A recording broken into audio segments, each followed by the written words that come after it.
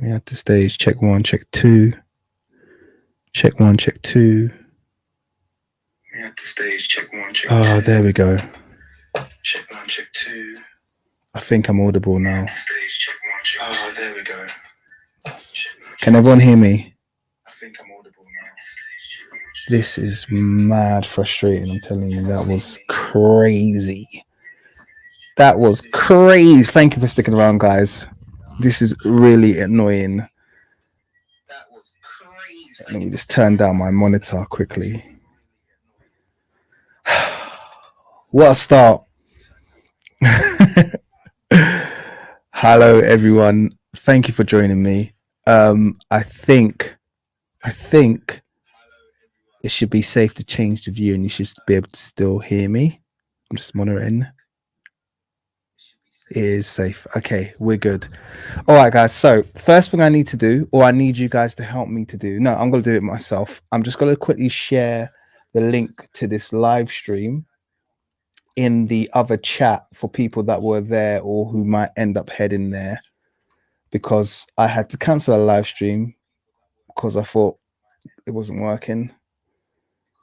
And yeah, so you saw how that went. That was a great start. So just bear with me as I share that link, and then we're going to get kicking and hopefully get back all the people that we lost and more. You're not late, Petrina. You're literally right on time, possibly a bit early, because it wasn't smooth sailing again. Part of the problem is that I've had to change my streaming software. I'm using StreamYard, you'll notice, and I'm not 100% familiar with it. I normally use OBS, but as you saw, my last 2 live streams were really glitchy. I don't know who turned up to those, but they were really glitchy. And the reason they were glitchy is because the OBS software basically is updated and it's just no longer compatible with my setup. So it's way too technical for me to figure out. So I've just kind of given up on OBS. I'm going to be using StreamYard from now on. But as you can see, the unfamiliarity has caused me some problems. So yeah, just bear with me. We're going to get cracking very, very soon. Thank you for joining me. It's going to be a good video today. It's a cool topic. And it should be pretty light. So I shouldn't have you. I absolutely guarantee I'm not going to have you here for 3 hours or even 2 hours. I feel like this will be relatively brief live. A lot of fun, a lot to squeeze in, and then I can kind of hopefully let you on your way. But yeah, like I said, the first thing I need to do is I need to get the link. Ooh, didn't mean to do that. Okay, let's grab that. Cool. All right, so I've got the link now, and I'm going to the other live stream that shut down, and I'm just gonna pop the link in there. Oh, that's not right. Yeah, that is right.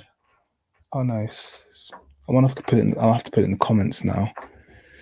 Won't let me do that anymore. So let me put it in the comments instead. Just bear with me, guys. It'll be like 1 minute, no longer. I hope. And then we'll be able to get cracking. In the meantime, thank you all for joining me.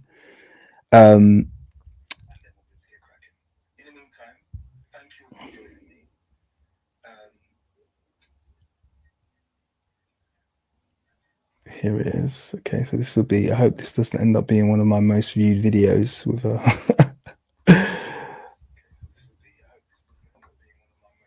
the only comment in there is I can't hear anything, which kind of makes sense because yeah, no one could hear anything.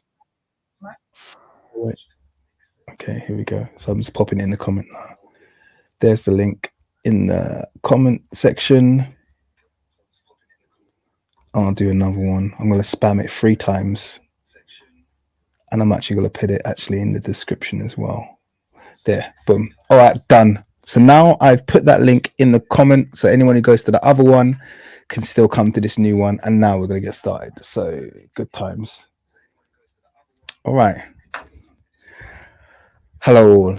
I want to say hi to everyone, but we're relatively packed. Got lots of, in terms of the number of comments we've got.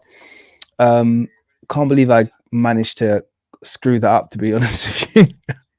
That was actually totally my fault. I was fuming that it wasn't working, and it ended up being something really straightforward, but I just once again wasn't familiar. Okay, so let's get started. Thank you for joining me. I hope, is Dina here? Dina, are you here? Dina Depina.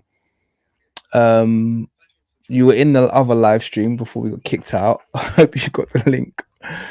I hope you do join us, because you are the star of the show. So what we're going to be doing today, the title of the video is our reconstructions are breaking 100 years of media lies. And it's pretty straightforward. This it's going to be very visual today. We're not going to be, this isn't going to be like a heavy anthropological scientific live stream that we've been doing. Our last few live streams have been real heavy.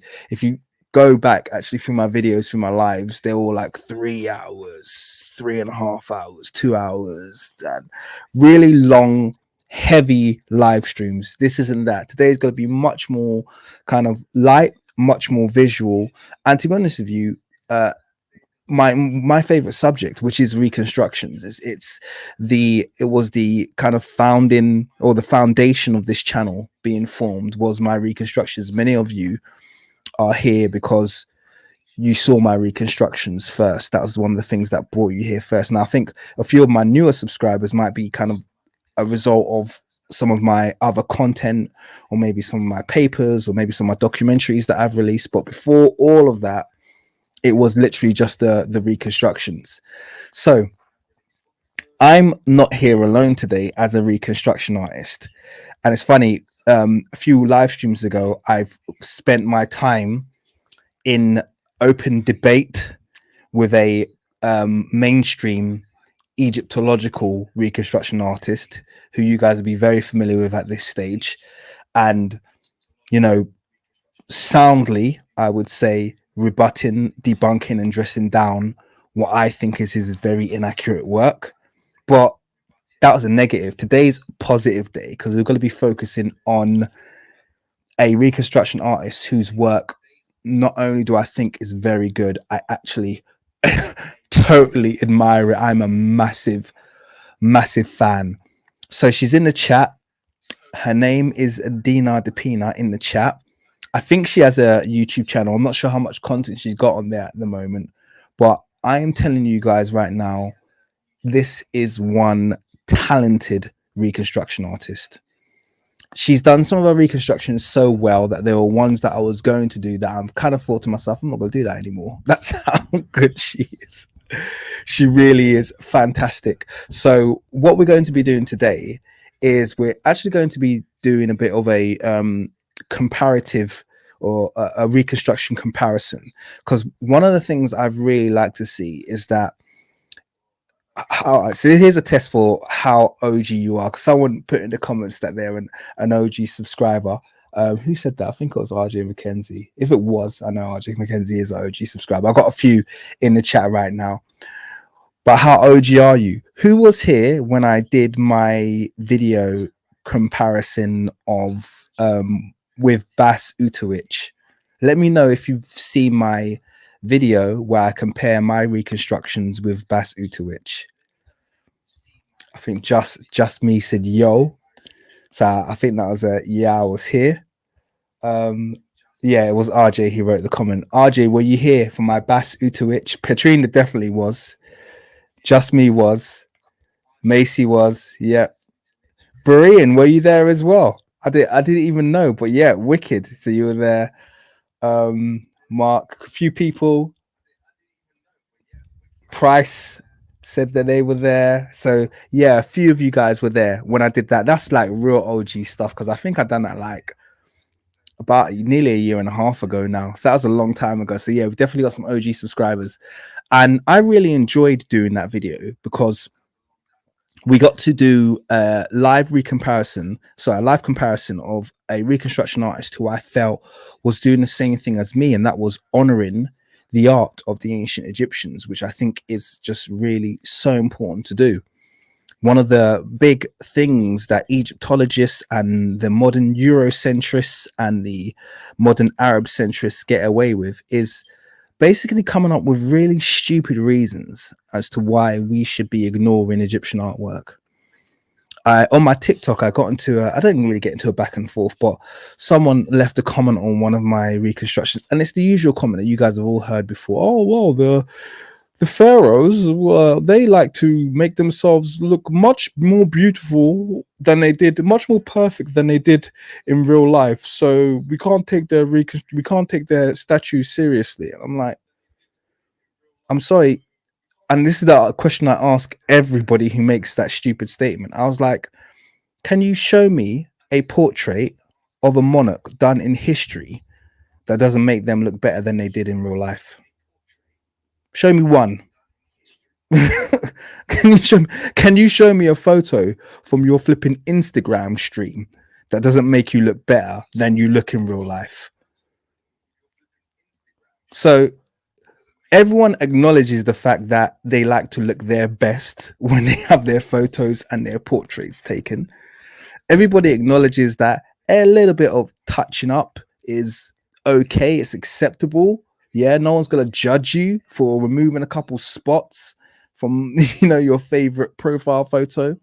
But yet, when it comes to the ancient Egyptians, for some reason, this is a valid reason for us to discard all of their artwork. It's all rubbish.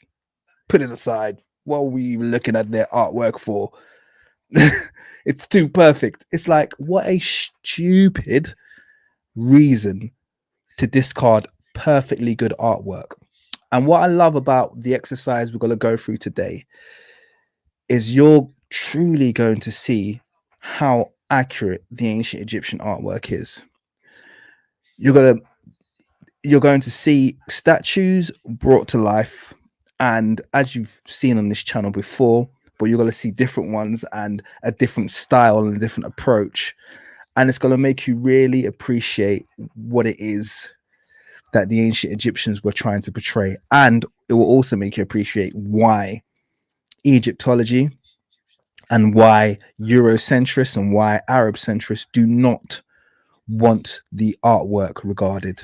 They don't want it regarded. Okay, they want it ignored. But the more we create these reconstructions and the more we push ancient Egyptian artwork to the forefront, alongside obviously our very sound anthropological arguments, but to the forefront of this discussion, it'll get to a point where it can't be ignored anymore. And that's why I called this video "We're Destroying Them," because the reality is, one of the things I've noticed is that they're actually getting a lot quieter. And when I say they, I mean dissenters, because I think the general public really are just beginning to realize this just makes more sense. They're like, because for a lot of people, I think the anti-African sentiments they hold, a lot of that is learnt behavior, because they've just been taught, they've just been pushed by the media and by their upbringing and their education that Egypt was Arab, or it was Levantine, so to speak. But this is the first time someone's actually put a statue beside an African and then said, don't you think they look alike? And most people, I would actually argue, are actually beginning to say, yeah, actually that does look alike. Oh, and that reddish brown skin color you guys that they've gone about, that is actually the same color as every single one, as you can see, of these reconstructions on this page. Okay, reddish brown, i.e. the color of most black people. But even us as black people, sometimes we don't see these things until someone else highlights them. So yeah, that's enough of the introduction. Let's get cracking. So reconstruction artist Dina Depina has done an amazing job, and we're going to look through some of her reconstructions. We'll follow up looking through her reconstructions with, by the way, I'm not going to look at all of her reconstructions, so if you want to see her full suite, then you better get subscribed. Okay, she has an Instagram channel that's just been launched, and the name of the Instagram channel is and I say that as I bring it up, Nidia Senegal. Now she's got like 60 followers, so what I'm hoping you guys are all going to do as a result of this is all go and subscribe to her Instagram if you're on Instagram. Yeah. And get those numbers up, because I'm telling you right now, you're going to be blown away by how good these reconstructions are. And whilst you're at it, you can subscribe to my Instagram, because my Instagram is a really, of my social media platforms that I actually maintain, my Instagram is a sorry site. It's got under 2,000 subscribers, guys. So like, show me some love. It's looking really pathetic. I think it's got like 1,300 subscribers. So show her some love and show mine some love while you're there. Just, just pass through and hit follow, please, because I need to build that up. That channel's really dead. All right, so it's nothing like my TikTok, which has got like just under 20,000, which is not too bad, and obviously my YouTube, which is my biggest. But please, yeah, it's gonna be, have a look at her channel, but do it later, because she's got loads more. I'm only going to concentrate on the ones that we have in common, because I thought that would be the best thing for us to do. Focus on the ones we got in common, do that little comparison. It's a nice little live stream, quick, short, brief, and then go over to her channels, show her support, because they are simply quite amazing. So without further ado, we're going to get cracking. And like I said, it's got to be really visual. So yeah, she's on Instagram. Dina, if you got any other links to share and you're live with us, pop them in the chat. Okay, let people see them. Say hi to everyone.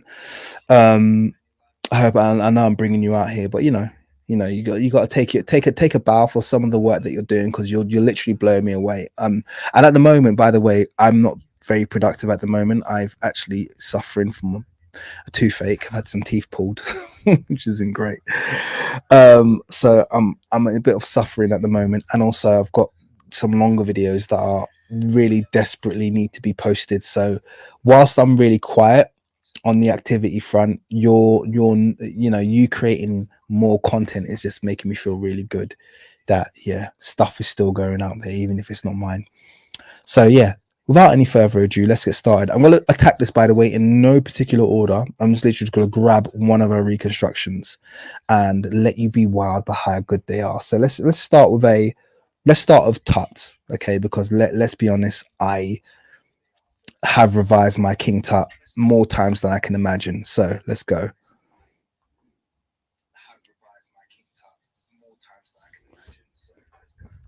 Okay, so here we go. Here's there you go. There's a spoiler.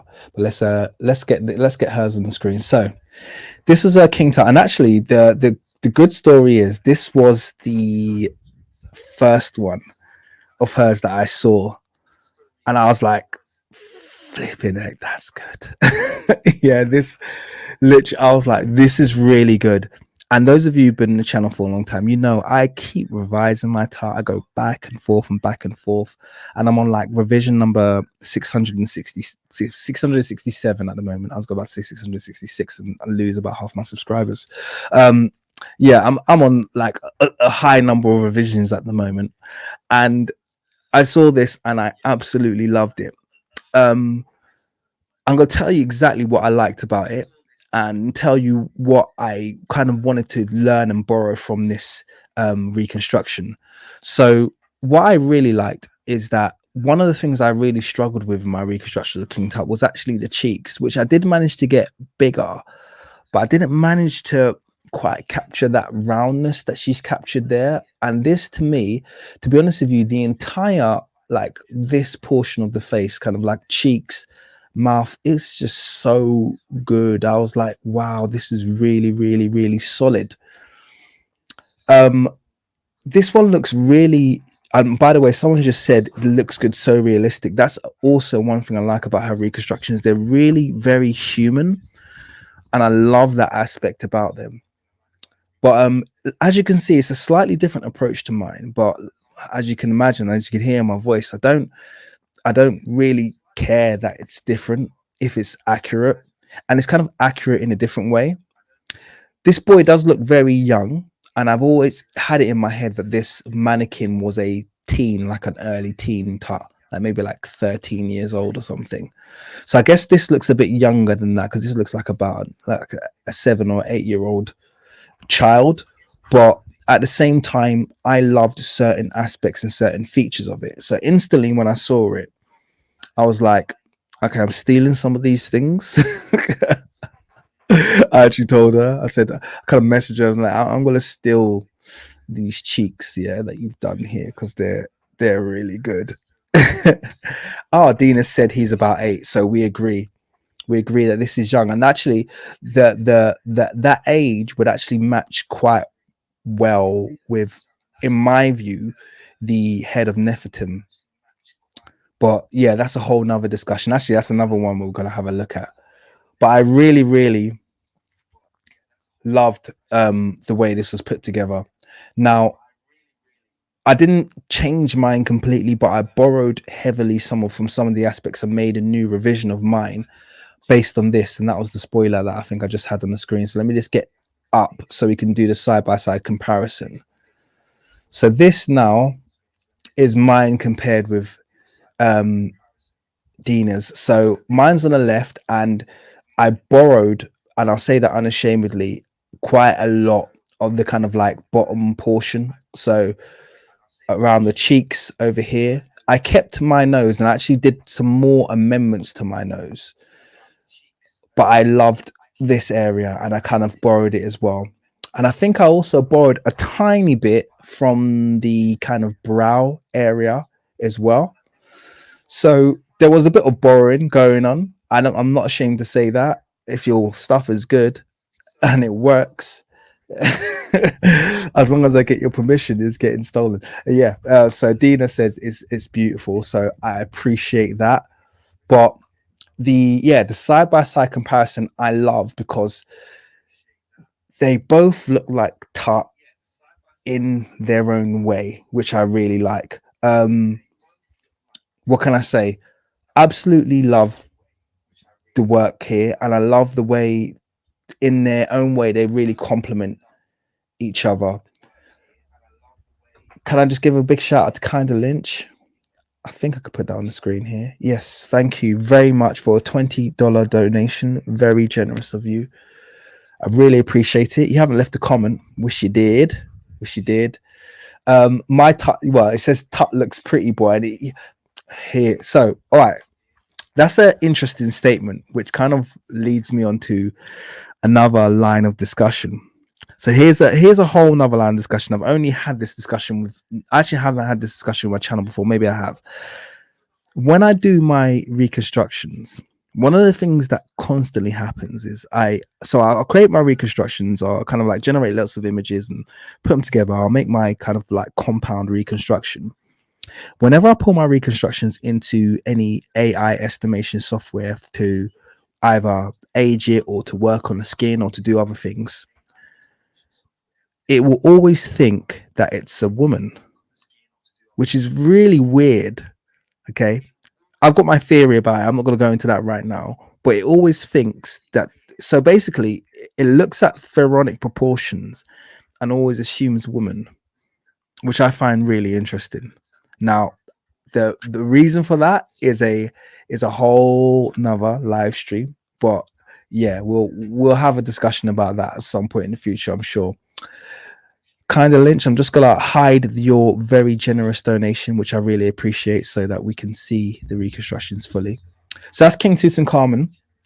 I haven't really got a whole load more to say about that reconstruction because I'm sure you guys are probably sick of me talking about King Tutankhamun. I've done him so many times. But yeah, so there you go. There's both of our reconstructions. And obviously, in fact, let me just, before I close that down, obviously it would be nice to just see them alongside the actual piece, because the whole idea behind what we're both doing here is that we're trying to recreate something that exists. We're not just kind of pulling these reconstructions out of our own imagination. This is a reconstruction of an existing piece of art. So let me just pull that on top so we can just run the comparison and then make our decision about, whoops, up in there, about how accurate it is. So there is, let me just resize this there, and I'll just pop him to the side there.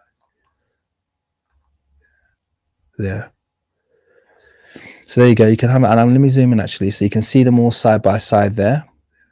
Okay, there's Tut's statue, and there's our reconstructions. And you can see how, in my view, they all kind of complement. Now, actually, one more thing as well that I think is actually really important that I mention is that our approaches. One of the things I really like about Dina's approach is that she takes a very isolationist approach, i.e., when she's creating her reconstructions, she's creating a statue, i.e., she's got a piece of art. At least, correct me if I'm wrong, Dina. I think this is your approach.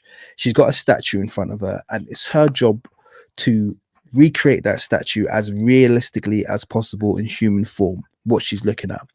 Whereas, my job, or at least my approach, always is to create the look of a particular character.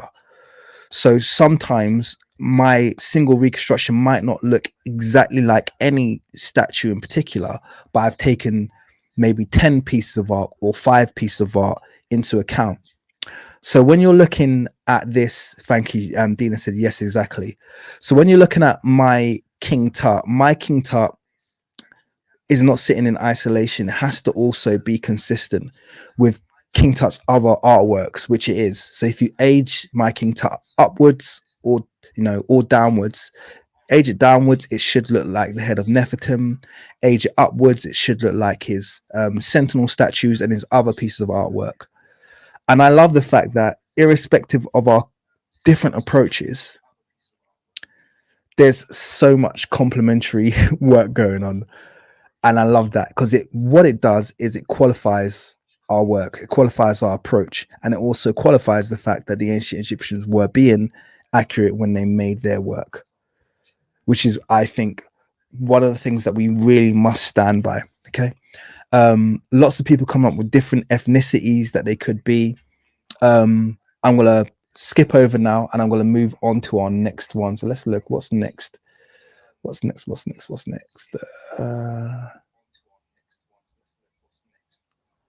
Let's do Nefertiti next.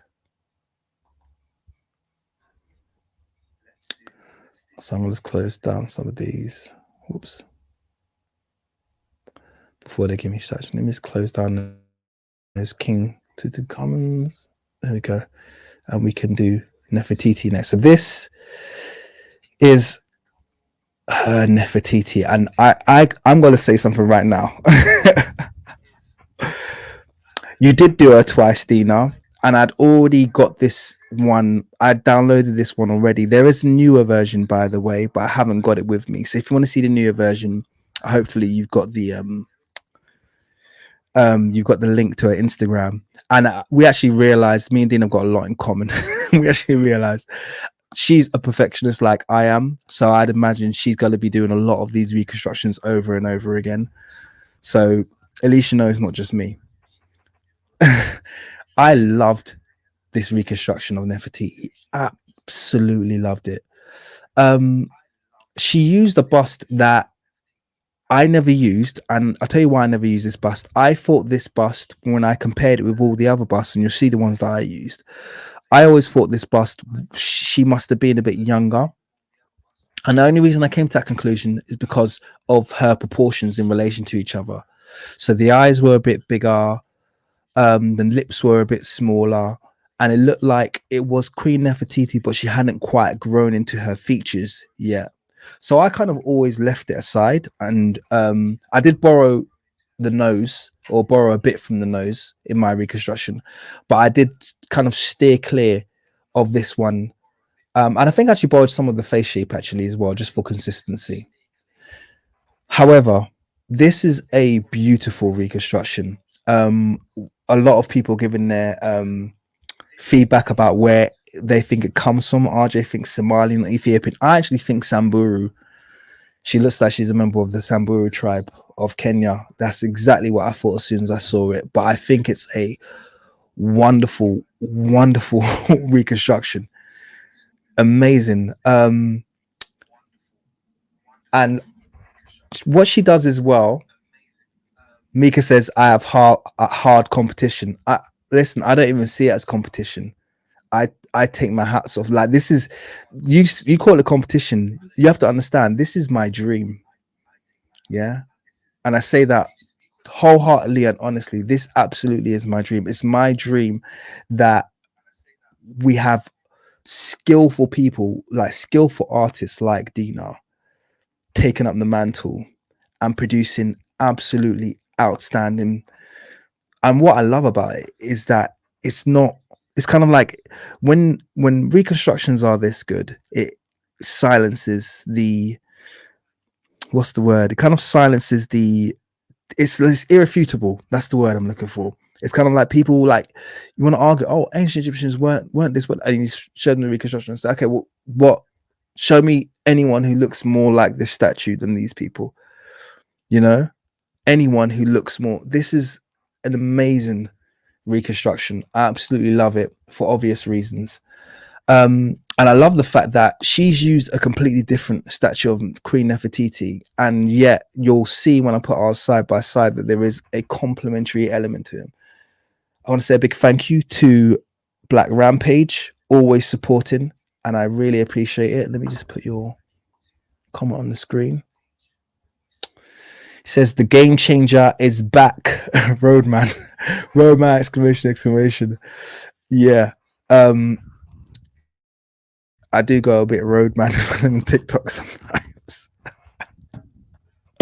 Loud. Anyway, yeah, thank you, Black Rampage. You're always here with the support, and I appreciate it very, very much. I appreciate your very generous donation.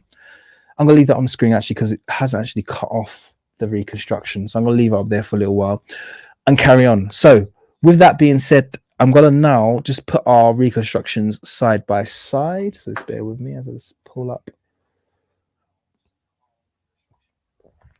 our reconstructions. Boom, boom, boom. So just here. Now I haven't actually. I did my Nefertiti reconstruction some time ago. Now it was a little while ago, and I actually haven't updated it.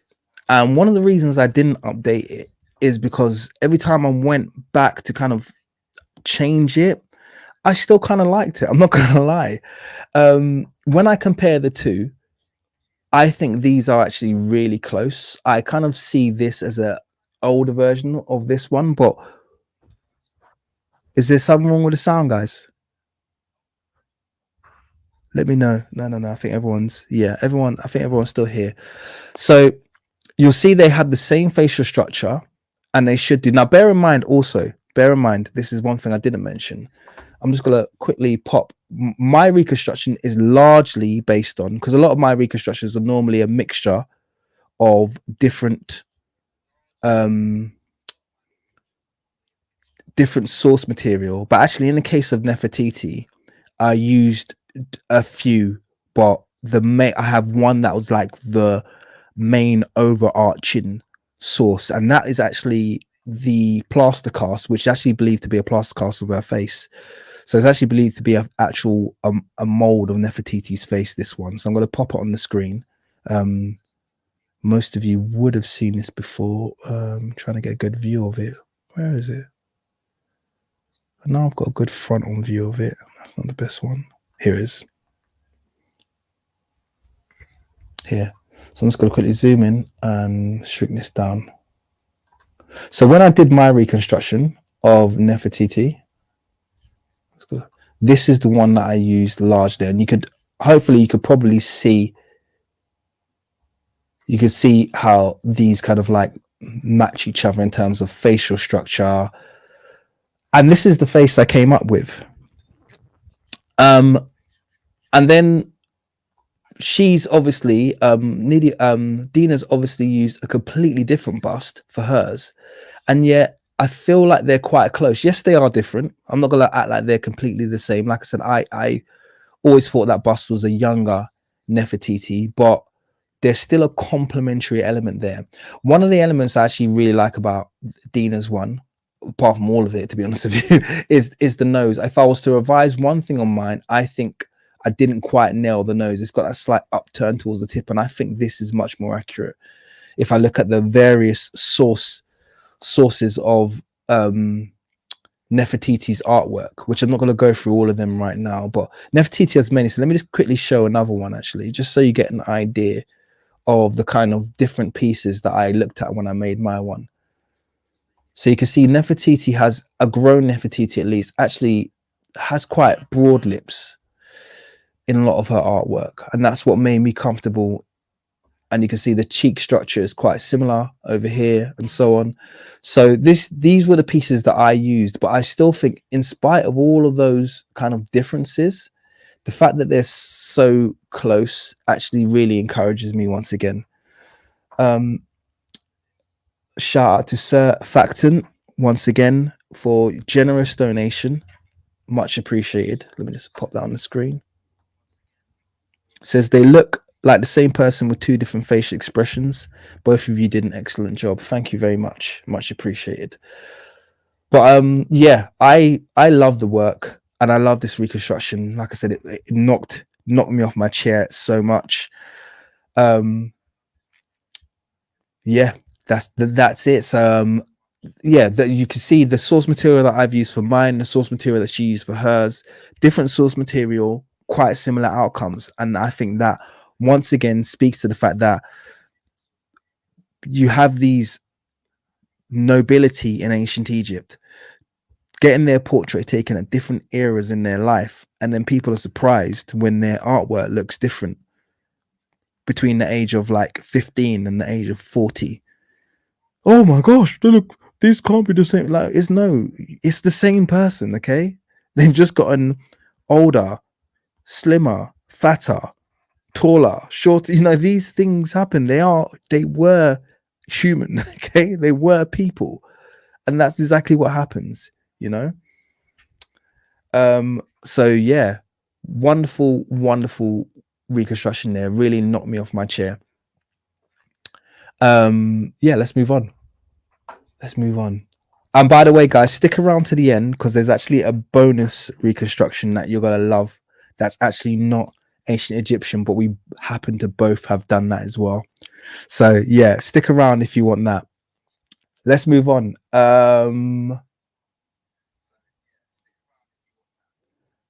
Okay, this one is interesting. Let's do this one because I absolutely love this one.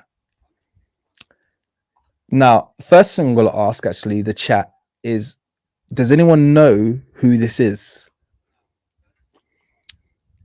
Some of you should be familiar with it, but I want to know, does anyone know who this is, first of all?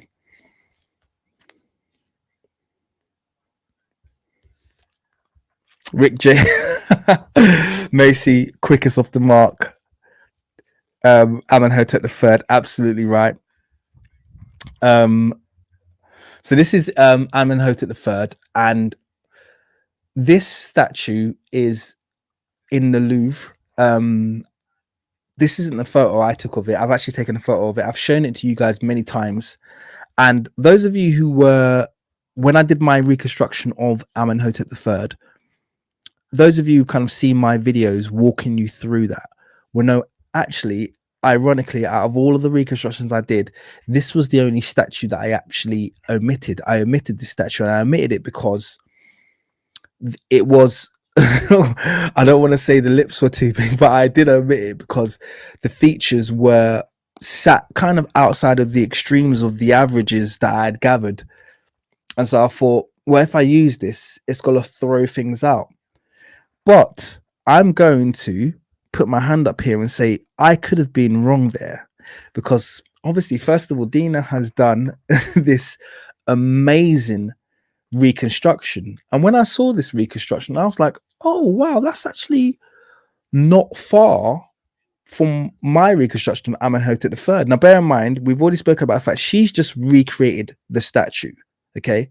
When she's created this, she hasn't thought, I need to make this look like the other Amenhotep III statue. She's just recreated the statue with as much skill as possible, and it looks absolutely amazing. So if now this looks quite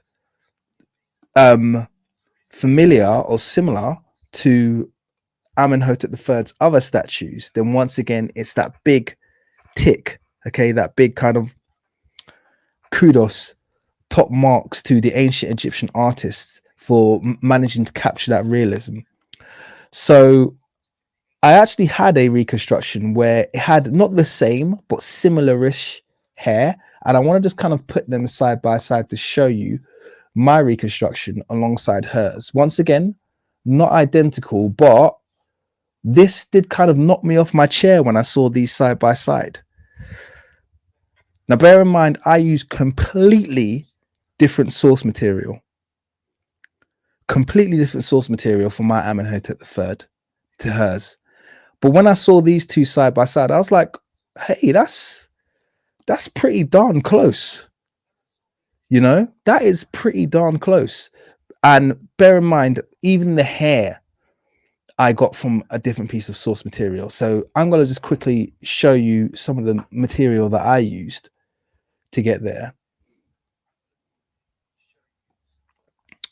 And so you can see, even with a completely roundabout approach, how we've managed to kind of fall on a very, very similar face, a very similar looking person, which I think is just amazing.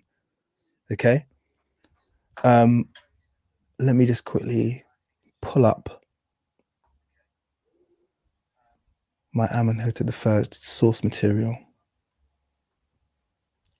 So in terms of the hair for this photo, the actual inspiration was this famous image that you guys will all be familiar with.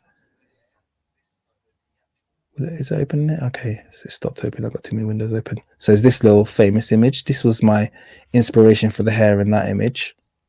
Okay, completely different source material there. And actually, this actually fed into some of my features as well. I did borrow some features, even though this is just kind of like a papyrus. I felt that it gave me some of the features there. And obviously, one of the statues that I used was this one quite heavily. In fact, this was the starting point for me, was this statue here, which I think you guys will all be familiar with. So if I put these side by side, you can see there's some familiarity there. But then if you look once again at where kind of I ended up after amalgamating all of his statues and deciding on his look, and where she's ended up just from a single statue, it's like, come on, this is pretty dope. This one really, like, I was like, that's pretty cool. So I love the fact that she took, from my opinion, one of his most extreme statues in terms of visually, like, different from a lot of the other statues that he's got. I've taken loads of others of his statues, and they still end up looking like the same the same person. Okay, that's not coincidence. Okay, feature wise, if you look at the positioning of the eyes, even almost close to the shape of the eyes, the nose, the shape of the mouth, there's so much similarity between these two. Yeah, really love this. So amazing work again. Just amazing work by Dina, and really nice to get that kind of like that rhyme and reason going there. So yeah, beautiful stuff. Let's move on. Let's do another one. Okay, I hope you guys are enjoying this, by the way. And I hope, well, actually, I'll say that after the live stream. I don't want you to all to leave, but I hope that Dina has, good few hundred new subscribers on Insta after this. Thank you. All right, let's move on.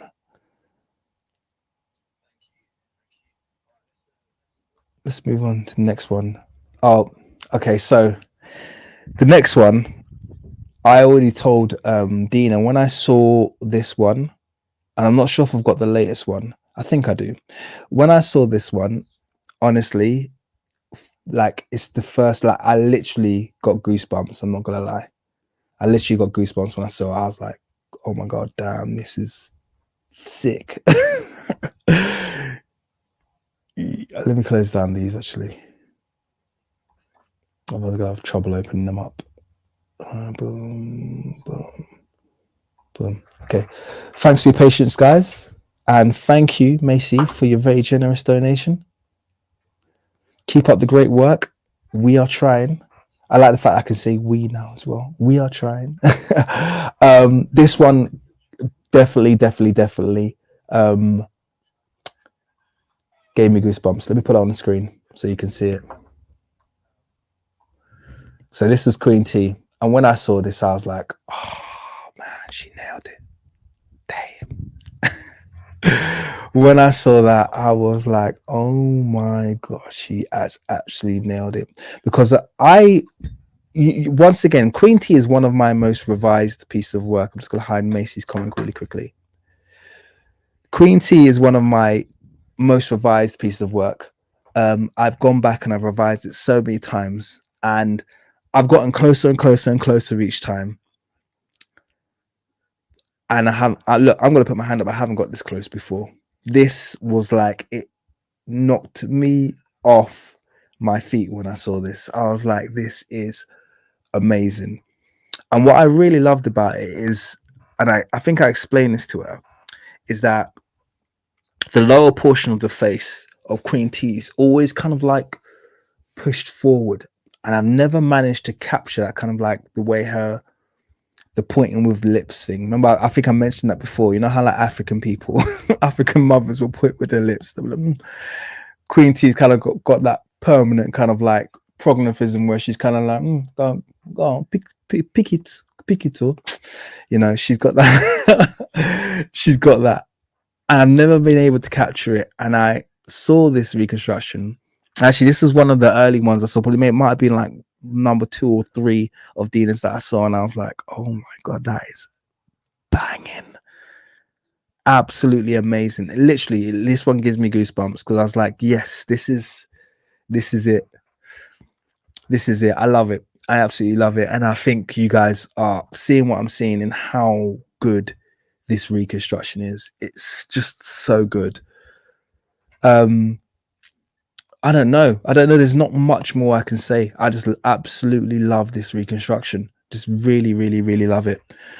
I'm going to do the comparison now, side by side.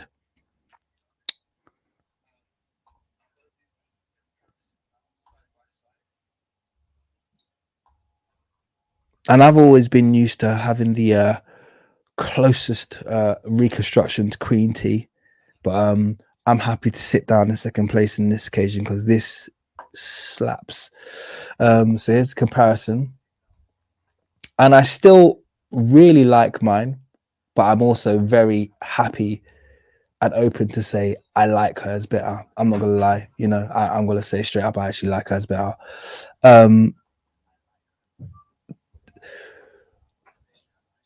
They still look alike in their own way. My one I feel has a more kind of I'm trying to think what kind of ethnicity my one it feels kind of, yeah, it feels, I want to say aroma. It feels kind of aroma. And I still really love it. But I don't know, there's just something about Dina's that just like, I'm like, that it looks like the bust brought to life. It literally looks like Queen T's bust brought to life.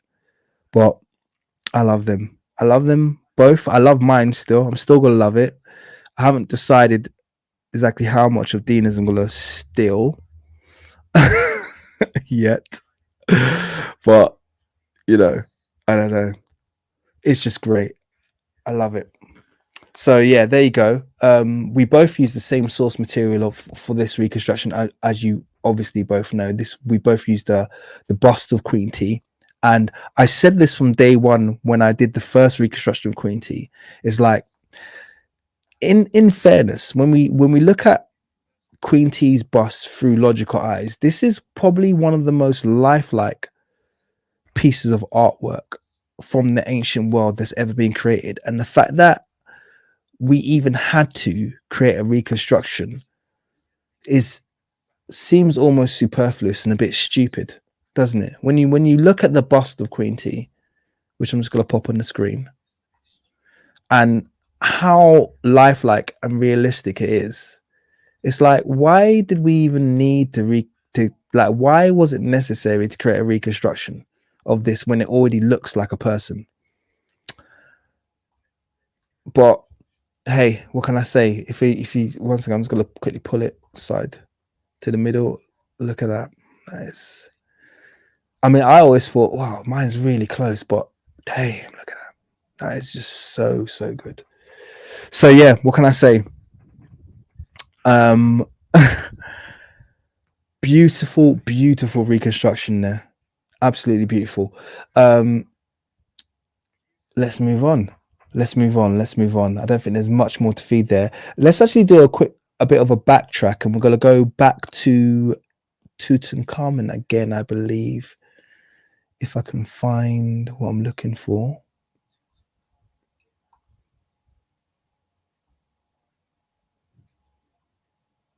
Okay, I can't find the source image, so I might have to quickly look for my. So I'm going to start off this time a bit weird. I'm going to start off, and that's fine actually, because we've done Tutankhamun already. In fact, we've got 2 more Tutankhamons to do. I'm going to start off with the R's reconstructions side by side. So this double set of reconstructions of Tutankhamun that I'm going to put on the screen now. These are both our renditions of the head of Nefertem. Okay.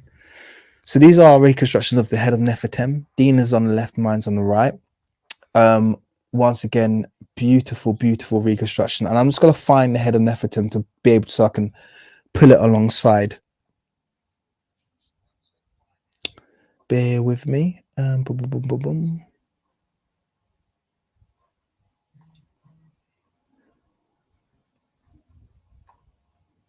Whilst that's on the screen, I hope we're all familiar with what the head of Nefertem is. Whilst I just pull it up. Here we go. So here's the head of Nefertem. I'm just popping it on the screen now. Now bear in mind, this one has been lightened significantly. You can see the real skin tone here. It's that kind of like medium brown there. So you know how these restorers like to restore the artworks, and I say that in very strong terms because they don't restore, they just erase. But we know how they like to work already. But this is the head of Nefertem. And this is and for those of you who aren't familiar, the head of Nefertem is really badly faded, and they just restored the black eyeliner and the eyebrows to make it look as though this was the actual skin color. In reality, when they found this, it would have all been faded evenly, and that eyebrows would have been the same color as the hair up there because it's all faded. So it kind of makes it hard for you to see past it. But this is kind of our renditions of the head of Nefertem. And once again, I feel like they are really beautiful in their own right. I did still borrow, like I said before, from that cheek area. Okay, so there's still a bit of borrowing from the work she's done in our other reconstruction in the cheek areas of mine. But other than that, this is just kind of, mine is the result of several revisions. And I think there's an age difference once again. I think mine looks a bit older. I'd estimate the age around 8 for mine, 8, 9 years old. I'd estimate, Dina will probably correct me, but I estimate around 4 or 5 for Dina's one over there. So there's a bit of an age difference there, but still, I'm gonna hide the actual. Well, let me put the original head here in the corner. Oh dear, didn't mean to do that. Let's pop it in the corner here, and there we go. So I can pop these side by side now. But yeah, 5. Brilliant. Thank you, Dina. She said that about that. Yeah, so you can see there's a slight age difference, but if you look at the actual head of Nefertem, you can see they both kind of communicate that statue in their own way. I really love the kind of interpretation of the features here on Dina's. As you know, with mine, there is that, obviously, that kind of where I can't take it too far away from the other statues, but I feel like it's a really good capture. And yeah, what can I say? I just love how they complement each other in just slightly different ways. One of my, in fact, I'm gonna be honest. This is actually one of my favorite reconstructions here. This young head of Nefertiti Tutankhamun. Oh, also important thing to note. Actually, important thing to note. How many? Most people would have seen my. In fact, just say in the chat now if you've seen my hair documentary. I think it's called "There Are No Crowns in Ancient Kemet." Just pop a comment in the chat and just say, yeah, I've seen it, or something along those lines. I want to see how many people have seen my documentary on the crowns of Kemet. And actually, whilst I'm asking you that question, can someone tell me why I opted to show hair as opposed to show King Tutankhamun bald here, based on the conclusions in that documentary? I want to see if anyone knows why I've shown Tutankhamun with hair here as opposed to bald, because there's a reason.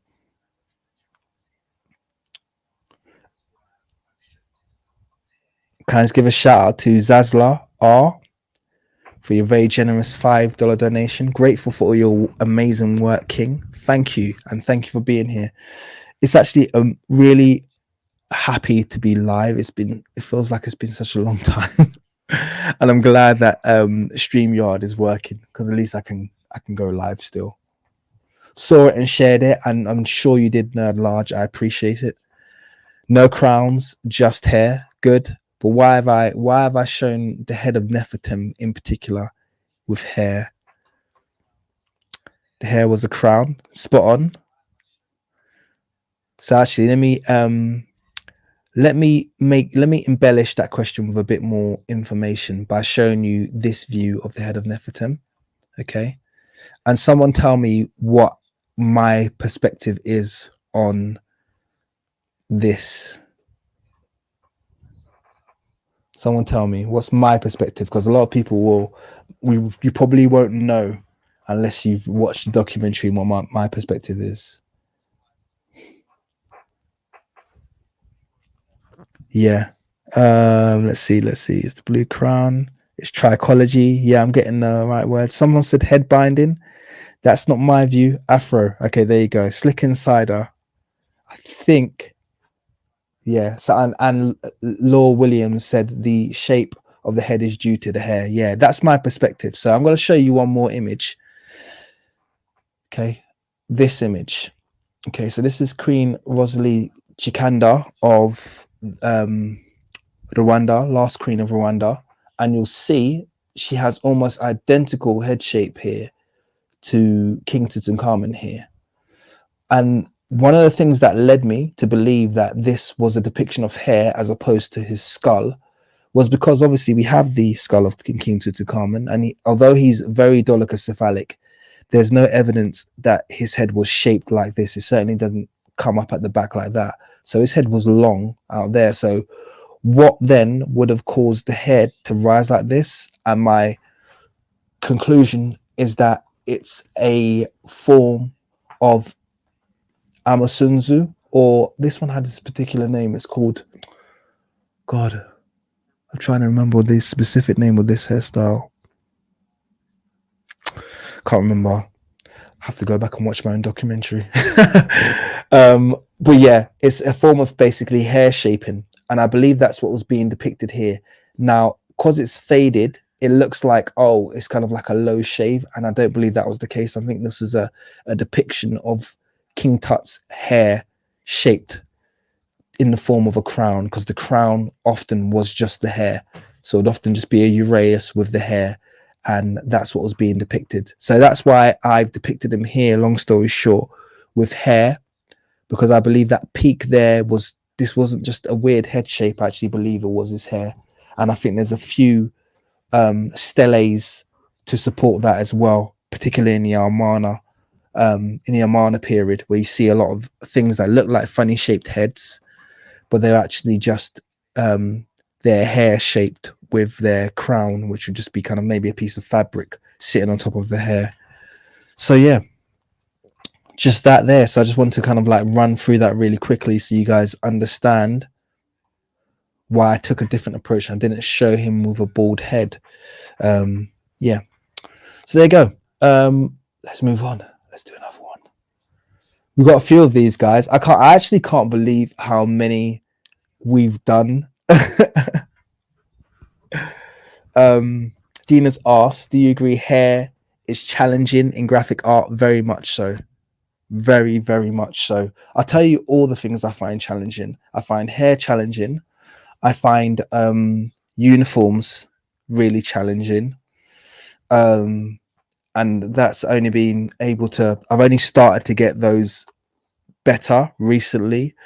There's a lot I find challenging, to be totally honest with you.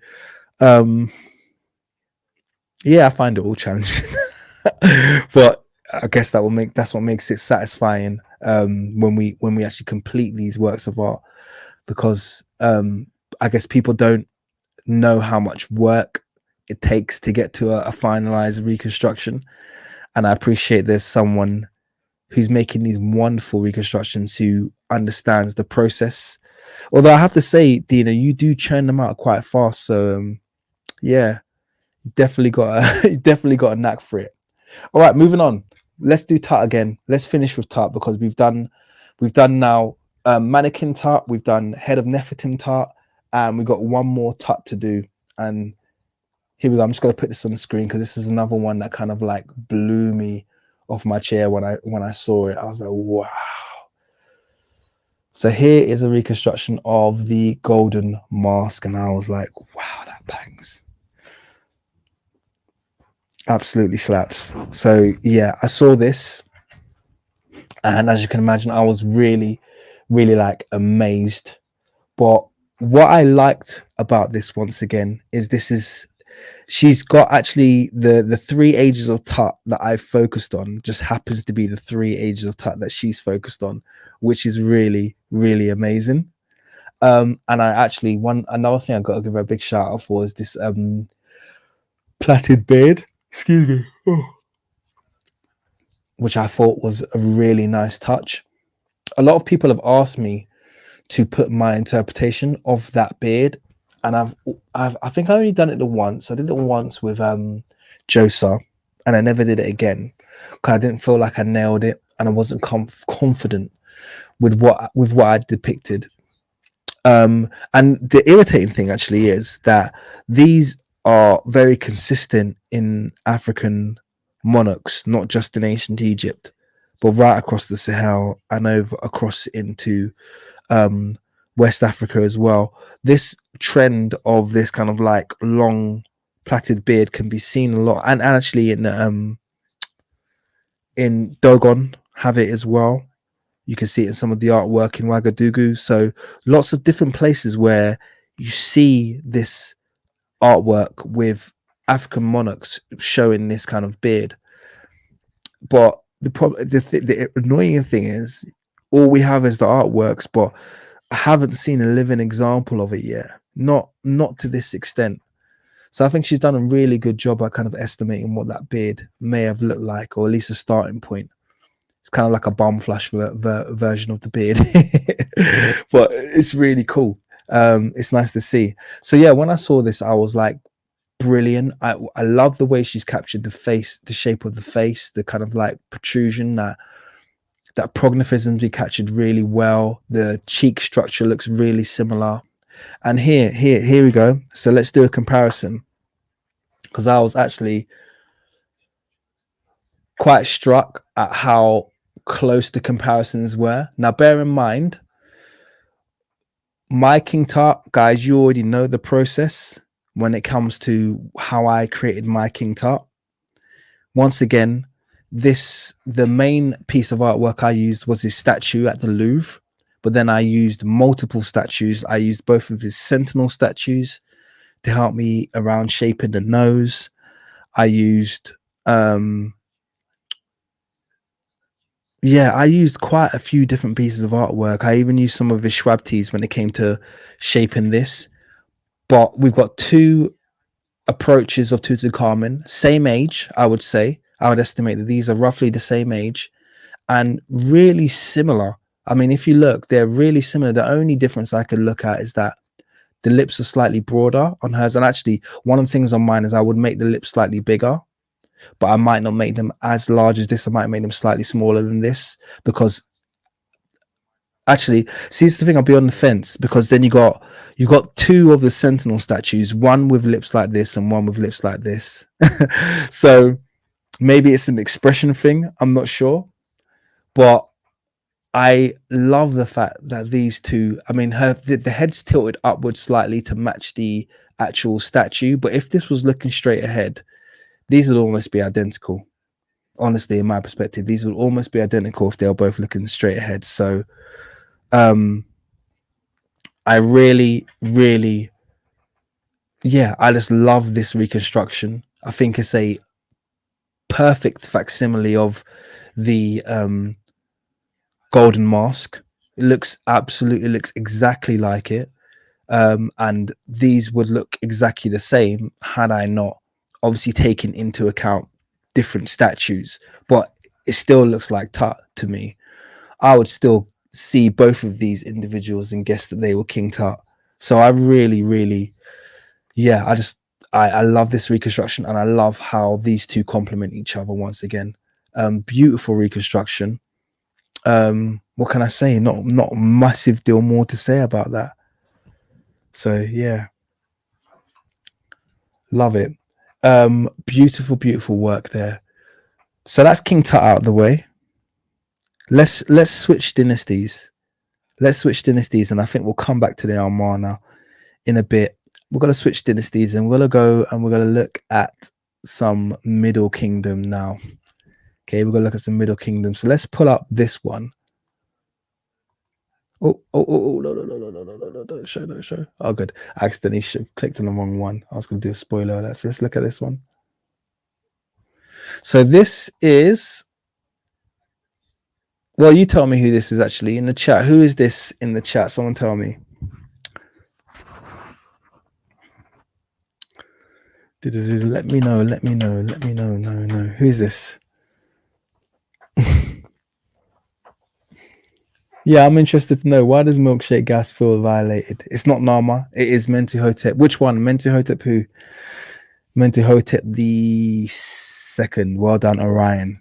Orion 2525 got there first. So Mentuhotep the second. So this is Mentuhotep the second. Very beautiful statue, which one of the ones they try and bury and hide desperately. Really nice reconstruction here.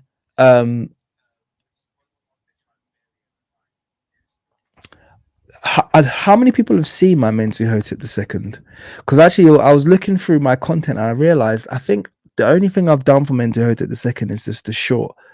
I've barely advertised my reconstruction of Mentuhotep II. So many people may or may not be familiar with it. But I'm going to pull up our reconstructions side by side so you can see them together.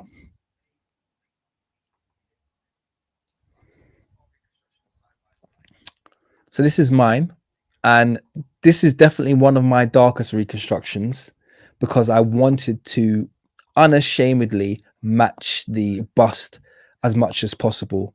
So I got him really dark here. But the ironic thing actually is, whilst I'm on that note, is I do have a lighter version of him because he has another bust, which and another piece of artwork where he's definitely showing that deep dark brown, reddish brown kind of complexion. So my theory was, and I think when I was reading the history of Mentuhotep, that he had a lengthy campaign in the Sahara. So my theory is that that's where he caught a tan, as obviously black people would do. I think he was out in a lengthy campaign, a lengthy military campaign in the Sahara. And I think this was how he looked when he returned, like very, very, very black. And it's one of the, I think this is actually probably the only reconstruction I've got that has that strength of darkness. But I thought it was, when I look at the statue of Mentuhotep, I don't always think this is the case. So, for instance, the the sentinel guards of King Tut were shown with that very black complexion. I don't think that was King Tut's complexion, if I'm going to be honest with you, based on other pieces of artwork. However, when it comes to Mentuhotep, I actually believe this is his complexion, or was his complexion, at least for a period of time. I mean, I believe that he did get that dark or close to it, because it's very. And actually, when I did the reconstruction, you can see mine has a bit more of a Sudanese kind of look. I would argue, kind of a Sudanese kind of look. I don't know if you'd agree with that. Let me know if you'd agree with that. Some people say, "Let's." Oh, it does look a bit like Josa. I wouldn't disagree with that. It's got similar to Josa, definitely in the lips. But if you look at the Sudanese, then you know they definitely have a potential to be this dark, you know, in the right settings. So yeah, they look similar, by the way. Once again, looking at just comparing them side by side, slightly different takes on how the features kind of like manifest, but I think they have a similar-ish look. But yeah, there you go.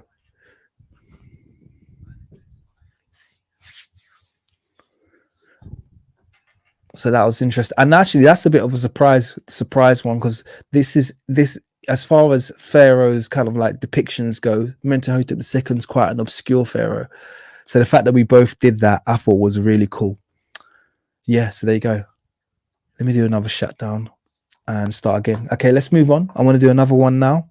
Oh, by the way, this next one, one of my personal favorites. This.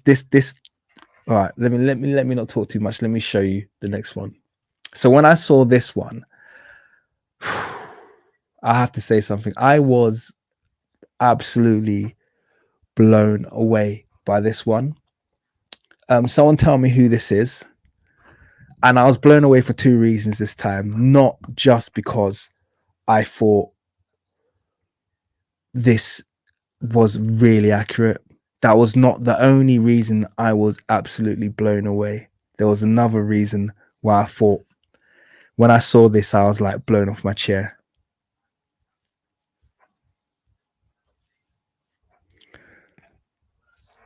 Yeah. Davian said it. He said he looks exactly like my reconstruction. And yes, it's Senusret the Third on the screen. I thought it was amazing. And when I saw this, I actually messaged Dina and I was like, it looks exactly like my reconstruction. Which just kind of like, I thought, bag. I mean, it's, as you can see, this is an amazing reconstruction. You can see obviously the source material she's used here captured perfectly. And you also know, from if you've looked at my Sinistret the Third video, once again, same process. I used Davian is J. Okay, that makes a lot of sense. I know who you are now. Okay, yeah. When I did my by the way, Davian D is the reason I'm familiar with Dina's work. So yeah, shout out to you, big up to you, because it was on your channel that I first saw Dina's work. But yeah, when I saw this reconstruction, I was like, wow, that's an amazing reconstruction, and it looks exactly like mine, which just made me feel really good. Let me pull them up side by side so you can judge for yourself. So there's mine on the right, there's hers on the left, and yeah, you know, you can judge for yourself. I just thought those are so complementary. And you know, the fact that once again we've taken different approaches, different source material, and come up with almost exactly the same reconstruction tells you everything you should need to know. And it's funny how that someone actually mentioned the nose, because the only thing that's different in our reconstructions is the nose, and that's because the nose, you know, Senusret the Third has got one of the most destroyed noses in ancient Egyptian history. Literally, it just gets destroyed. It's just been destroyed a million times. It's got like hundreds of statues. None of them have the nose, and I had to search far and wide to find the nose to reference, which is why I was able to give him a nose in the end. I literally only found two statues that had a semi-preserved nose, which is why I was able to do it. But look how close those are. If it wasn't for the nose, these would be identical. So yeah, there you go. Really, really love this reconstruction. I actually just want to show you another version, actually. Just without the crown. I want to show you a version. In fact, I think I could just scroll along here. So that's without the crown, just the hair showing. But yeah, really loved it. I loved seeing this, and I love the reconstruction. Somerset the Third, to me, he cut. And I actually messaged her about this as well, and she said, "Oh, it's just because." I said to her, "Well, it's interesting. We both went for the red eyes as well." And she said, "Oh, well, it's just because he's dark skinned." But if you look at the last reconstruction we just looked at before this, which was Mentuhotep II, he's really dark skinned as well. But I didn't give him red eyes. But I gave Senroset the Third red eyes, as did she. And I think that was a subconscious artistic decision just based on his phenotype. I really do believe that. It's like, for me, the red eyes was a part of the phenotype, was a part of the construct. When I've seen this kind of face and these kind of features, the red eyes, to me, is like he needs to have kind of reddish, yellowish eyes. And I never did that, as you saw with the Mentuhotep II, even though he was like jet black, I never gave him yellowish eyes. I actually gave him bright white eyes, and that felt right for him. So it's just really interesting that we both felt like this was the right mixture of features. You know, it's just amazing. I love the fact that we're confluent on so many levels when we do our artworks. But yeah, beautiful reconstruction. And yeah, there you go. Beautiful African pharaoh there. Let's move on. Okay, let's do another one. I think we're getting there now. I'm going to move on to another, to one I've done a couple of revisions of, and I saw this reconstruction and I thought this was brilliant. Just trying to find out the original. Here it is. So here we go. You guys should all be familiar with who this is.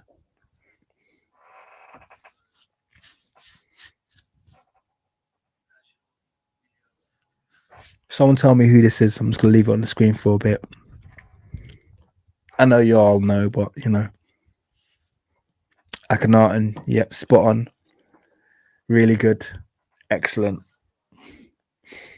So there you go. Everyone got it there. So that's Akhenaten. And I love this. Once again, different approach and different source material. I actually got to take you through a bit of a story as to why I've done Akhenaten's reconstruction several times, and I've never used this as my main source. Let me just pull up really quickly the source material that I use for Akhenaten, and then I'll explain why I don't use this one. Simple up. Bear with me. And by the way, I do believe that this is Akhenaten and it looks like him, but the source material I use is the plaster cast of Akhenaten, which actually is believed to be an actual plaster cast of his face, which I'm trying to find right now in my folders. If I can find one, where is it gone? Bear with me.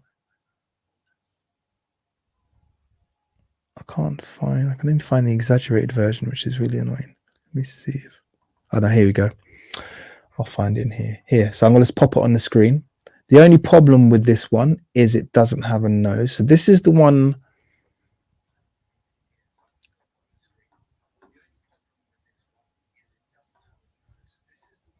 Why is it not showing?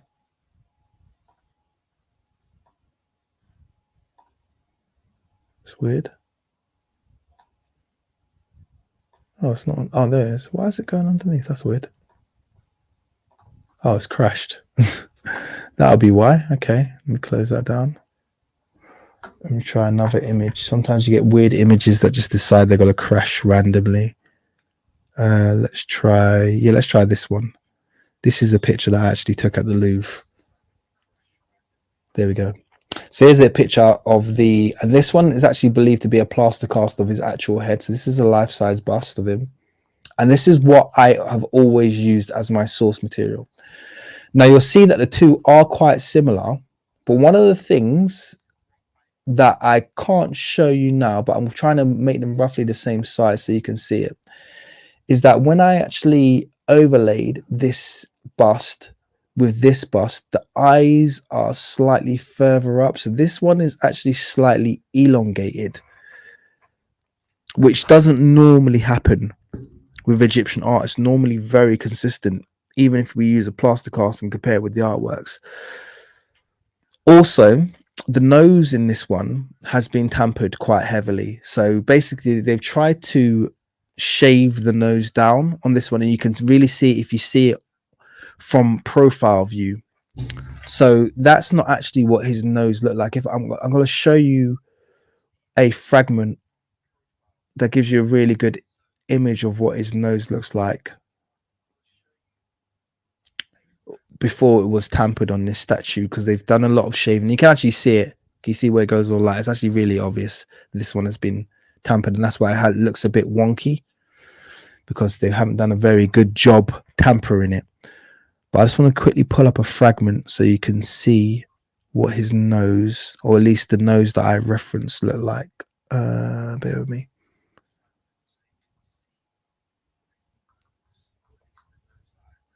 Here it is. I'm just going to pull this fragment on the screen really quickly. So this is the fragment I use. So that's what his nose should have looked like. You can see that looks okay. Crashed. Great. It just crashed. Let me pull those images back up. Where have we gone? So anyway, actually, I might as well just go now to our side-by-side comparison, now that I've shown you that, even though it was just a quick flash on the screen. Let's do the side-by-side comparison so you can see what the reconstructions look like. So even with the difference in reference materials, you can see these are still quite close. I would say almost very close.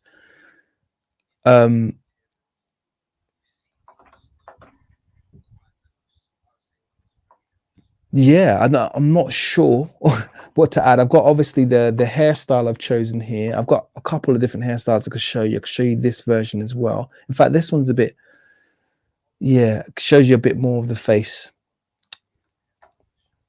I'm trying to think. I maybe should have shown you the bald one, but anyway, you get the idea. So there's a similarity there, a strong similarity. Obviously, there's a difference in the nose, because this nose is incredibly accurate to the bust that Dina chose, and my nose is accurate to the nose that I chose, and they're slightly different. But other than that, if you look at all the features, there's a great amount of similarity between the two. My lips are bigger, but that's, I think, only because the lips on the source statue that I chose had slightly fuller lips than the one on the other statue. But yeah, other than that, yeah, they're really quite close. I love this version, and I love this interpretation of Akhenaten. I think it's incredible. Yeah.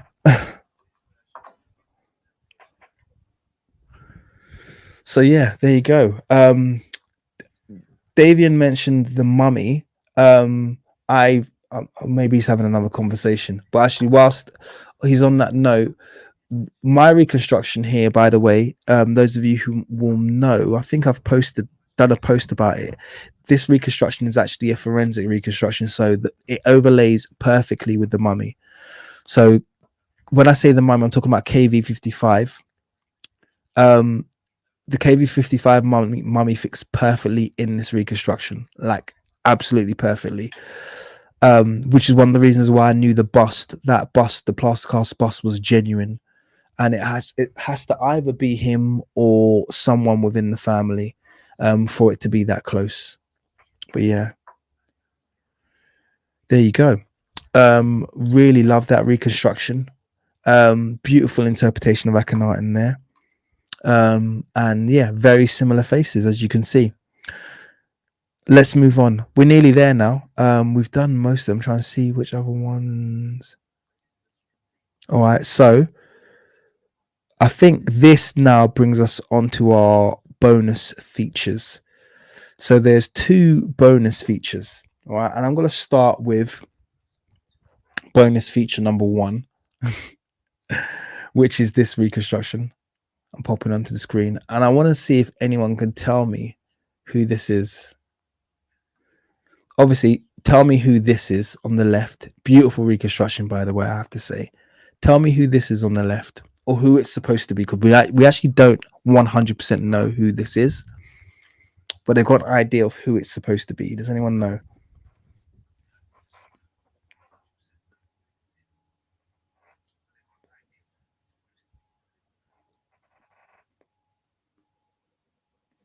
Know thyself. Very quick off the mark. Also, Davian. Brilliant. And by the way, great to have you here, Know Thyself. Love your channel. But you knew that already.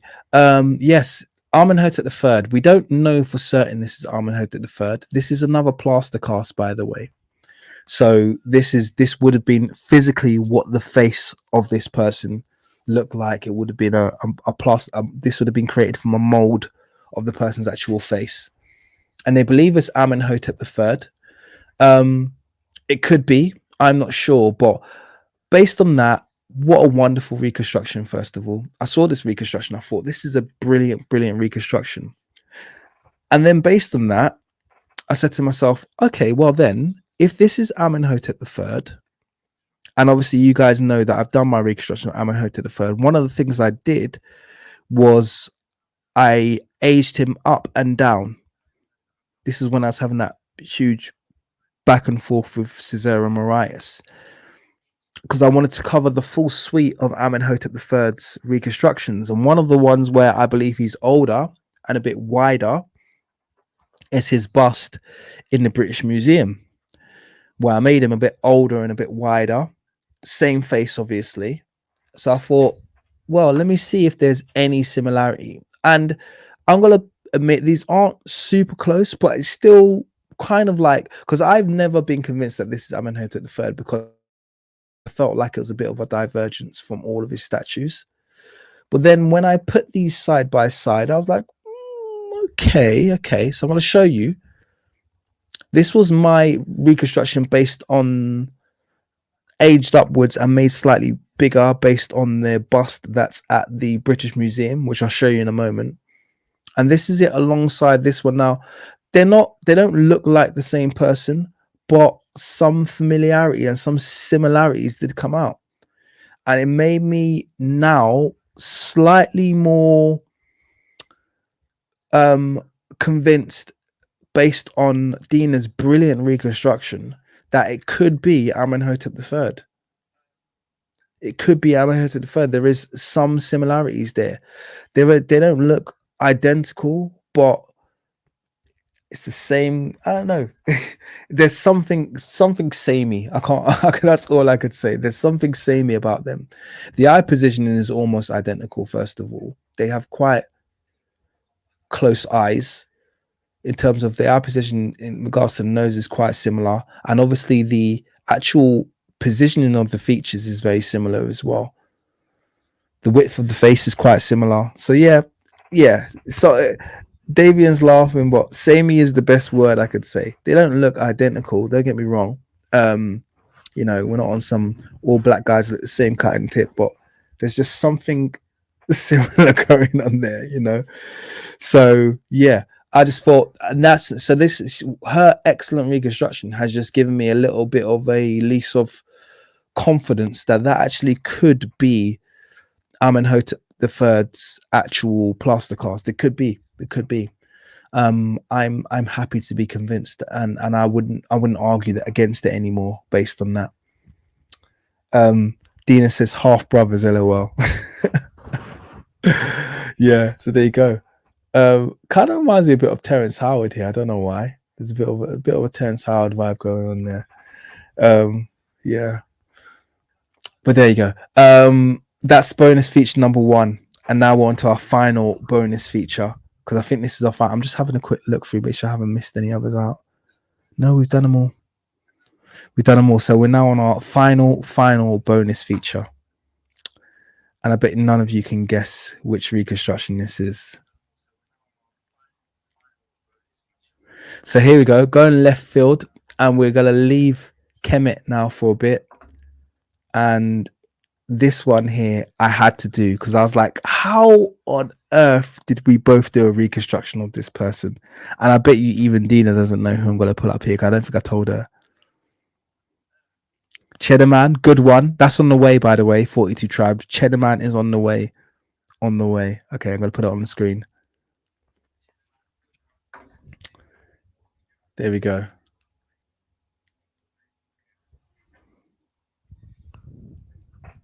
Who's that then?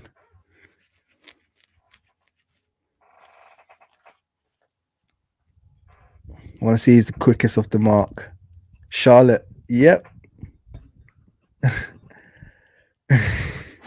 42 tribes said Bridgerton. Yep. Queen Charlotte. It's Queen Charlotte. And when I saw this reconstruction she'd done, I was like, we both done Queen Charlotte. That is banging. And I'm not sure. I think I have shown you Queen Charlotte once, but only like in my a community post. I don't think I've even done a video to it yet. But I was like, what an excellent rendition of Queen Charlotte. And when I saw it, I was like, once again, she's used completely different source material. But I was like, hey, that looks like my reconstruction of Queen Charlotte. Once again, even though we use different source material. So I'm going to pull mine on the screen so you can see them side by side.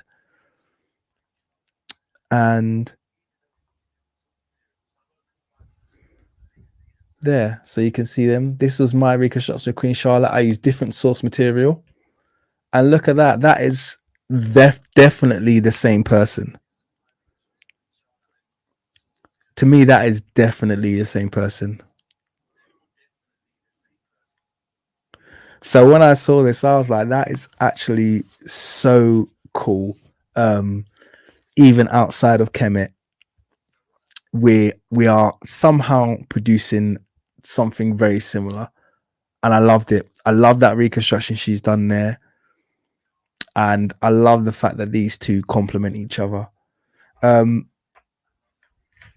Someone asked, was she full African or biracial? I don't think. Well, the rumors are that she's biracial. I don't think she was either. I've done some research into her family, and I think she might have just been. There were a lot of people. Her bloodline came from Portugal, but she was obviously of German descent, and there were a lot of people in Germany who just look like this.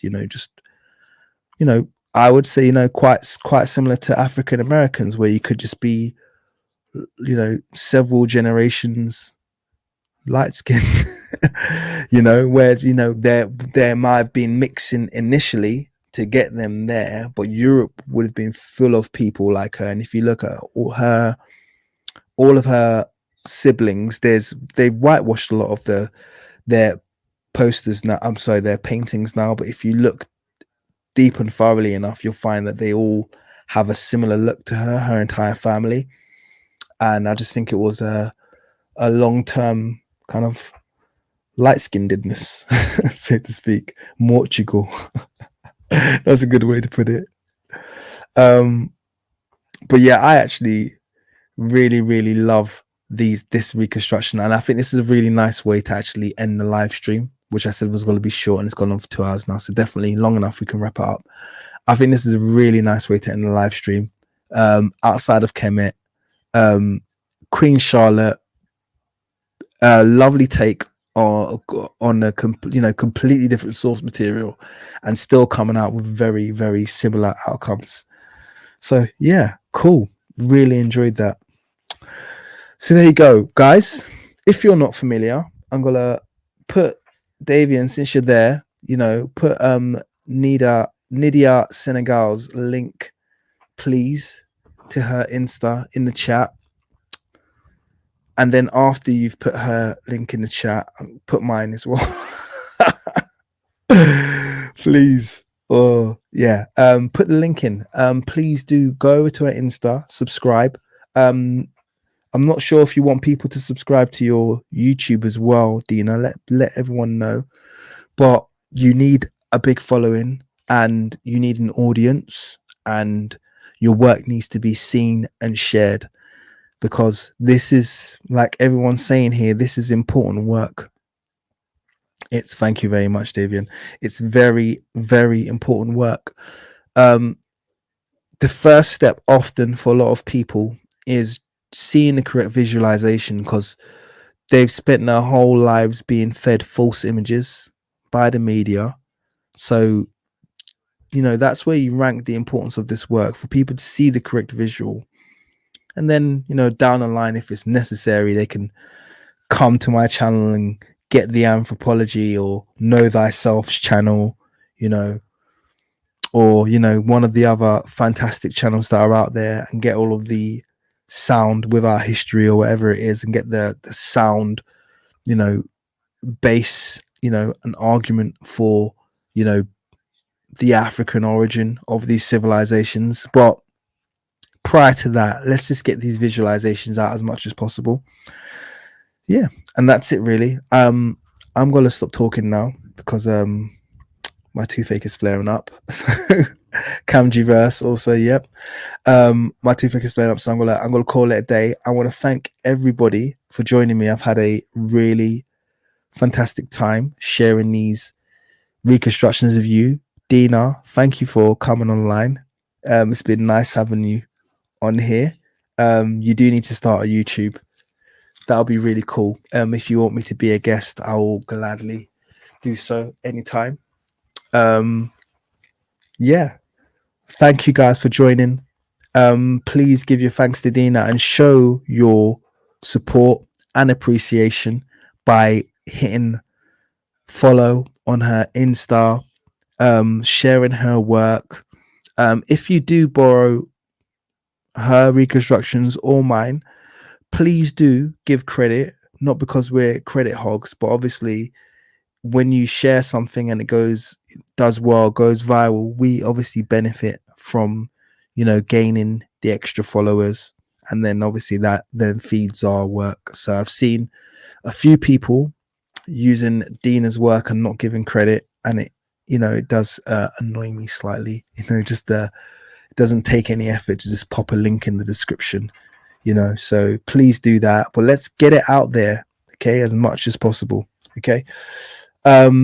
Macy, thank you so much for the $5 donation. I really appreciate it.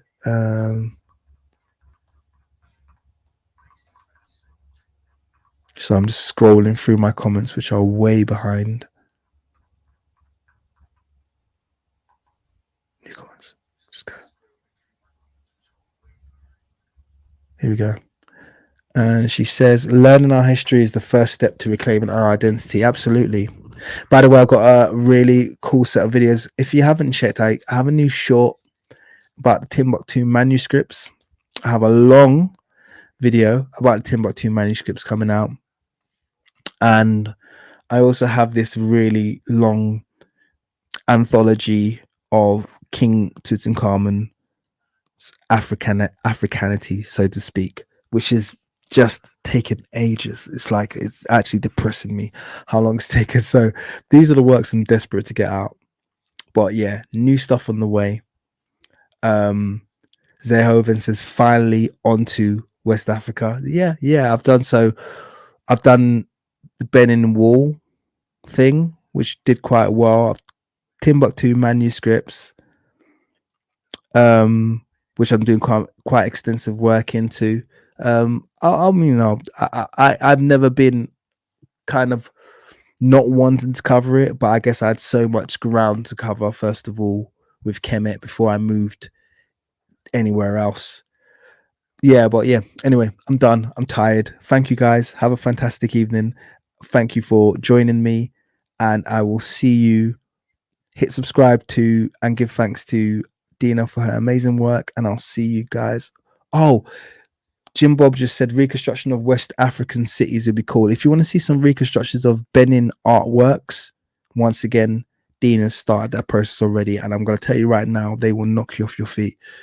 She's done some amazing amazing. No, it wasn't even Benin, it was the Ife artworks. Oh, they are just outstanding.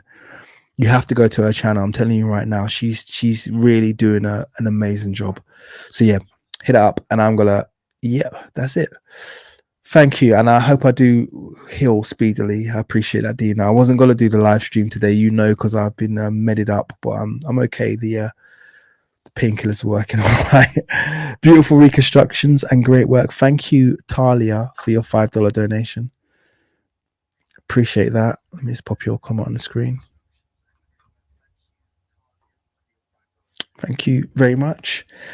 Yes. Yeah, so I think on that note, I'm going to call it a day. Thank you everyone for coming. I'll leave the comments open for about 30 seconds, and then I'm going to hit end stream. So have a good one. Cheers.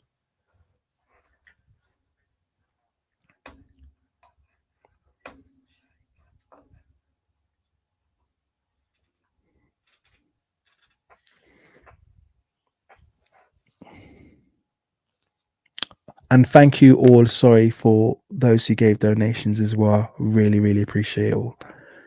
Thank you.